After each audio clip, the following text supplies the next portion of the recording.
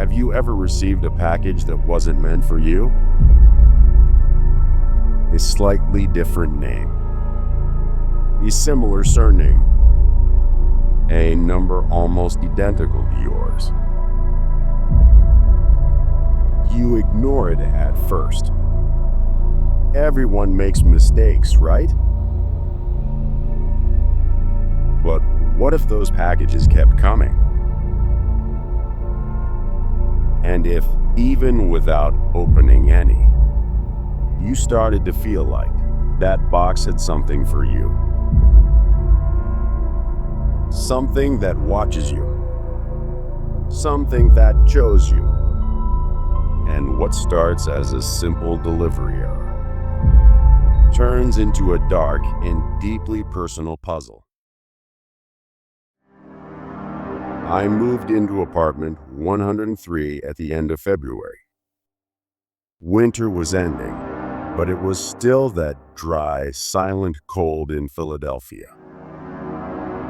The building was old, 3 floors, no elevator, creaky stairs, smelled of old wood. It seemed perfect for someone who just wanted to start over. The owner of the building, a woman in her 70s named Mrs. Allen, seemed friendly, but a bit evasive. He showed me the apartment too quickly, as if he wanted me to decide right away. When I asked who lived there before, she simply said, "Someone in a hurry. Left overnight." In the first week, I started receiving packages.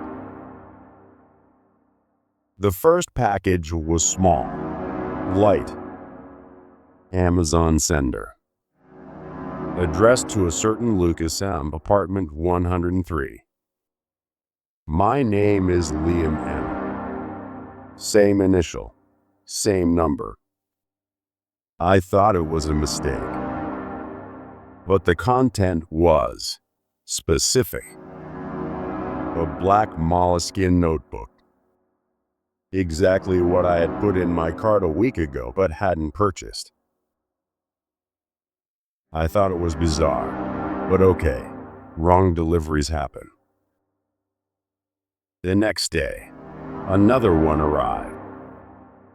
This time, a mug with the art of a cult film that I loved. A film that almost no one knows. I received the third package. A charger exactly for my phone model. Not a generic one, the exact model.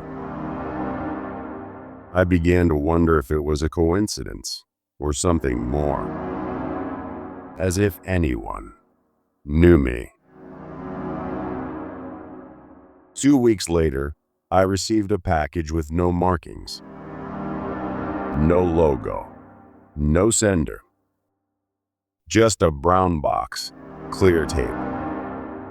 Name, Lucas M., apartment 103. For the first time, I felt something strange. As if the box had been waiting for me. I opened it. Inside was a notebook. Used, soft cover, black. On the first page, a handwritten note. If you're reading this, you've come to the wrong place. Or maybe, in too much of a right place. I started flipping through it. The pages were filled with short sentences, scribbled, nervous. Some seemed like paranoid musings. They are close by. I can hear footsteps at night.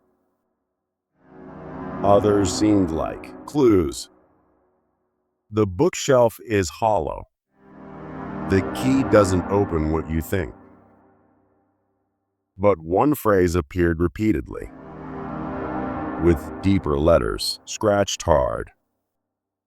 Do not open the blue box. 3 days later, on a rainy morning, I find another delivery. A blue box, No name, no label, just left on my doorstep. I hesitated for hours. I walked around the room, staring at that. It didn't make any noise, but it seemed present. Finally, I opened it.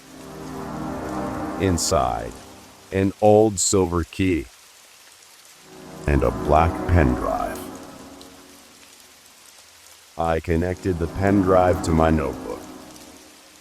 There was only one file, a video. The video showed the living room of my apartment, shot from a high angle, like a hidden camera in the corner of the ceiling.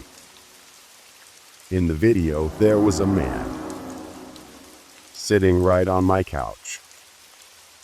He was wearing a white t-shirt. His face, a little out of focus, but his gestures, they were the same as mine. He was saying something, but there was no sound. And in the end, he stands up. He goes to a shelf that no longer exists and points to the back of it. Behind the bookshelf, on the wall, there was a panel with a lock. The video ends. The screen goes black for a few seconds. Then, a sentence appears. You're almost there. I moved all the furniture in the room. I removed pictures. I measured walls. I spent hours looking at everything. I felt like something was wrong. Until I found it. A straight line in the plaster on the wall, behind the sofa, as if someone had tried to cover up something. I banged my fist. It sounded hollow. I picked up a box cutter and began to scrape. It was slow. Dust in the air. Paint peeling off in thin strips.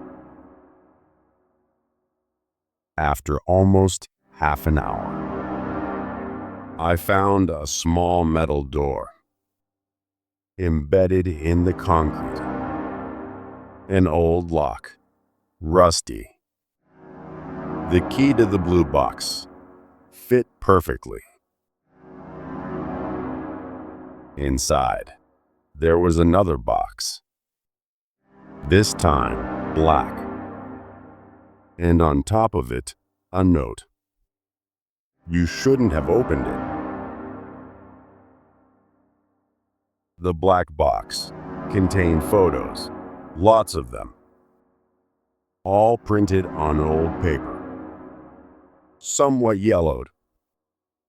But what scared me wasn't the quantity. It was the content. The photos were of people, all sitting on sofas, indoor environments, looking directly at the camera. Some with empty expressions, others desperate. In at least 3 photos, I appeared, or someone who looked very much like me. Same shirt I was wearing days before. Same room. Same look. Lost. On the back of one of the photos, handwritten, "You're only here because he left." I went to the local police station. I wanted to know if anyone had ever gone missing in the building. The attendant pulled out an old report. He typed something into the system and hesitated. Basic case from 2021. Lucas McCarthy, 32 years old, disappeared from apartment 103. Was he found? The police officer looked at the monitor, then at me, and said, In fact, they say he never left. I went home with my head spinning. I left the black box on the table. I locked myself in my room. The feeling of being watched never went away. Days passed. No deliveries, no signs. But at night, I hear footsteps in the hallway. Door opening, alone. Another note appeared under my door. Yellow paper, smudged letters. Someone new is coming. I began to understand. The apartment is not just a place. It is a cycle. He chooses who comes in, who leaves, and who replaces who.